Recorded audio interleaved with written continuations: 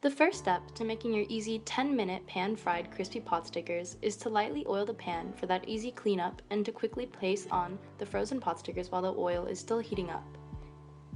It's important to do this step before the oil gets hot because the oil will react to the water and splatter if it is already hot. The spiral formation makes it easy to remove all in one piece for a cleaner presentation, but you can place them however you like. Then, you add just enough of the flour mixture to just barely cover the bottom of the pan. This is how you get that crispy skirt.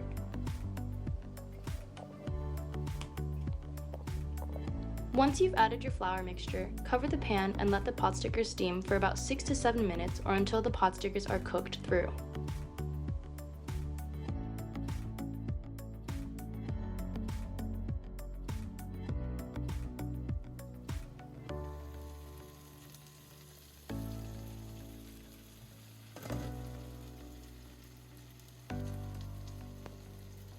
Once they're done steaming, you can finish pan frying and get that nice crispy skirt by letting the rest of the flour mixture cook off.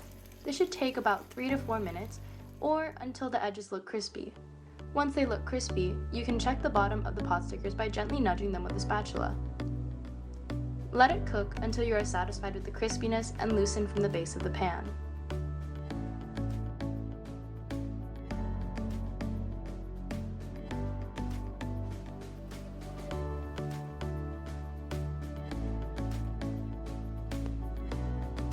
To make the special dipping sauce, I used soy sauce, rice vinegar, and layu chili oil. Add about equal parts soy sauce and vinegar or however much vinegar you would like. Similarly, you can add however much chili oil you are comfortable with.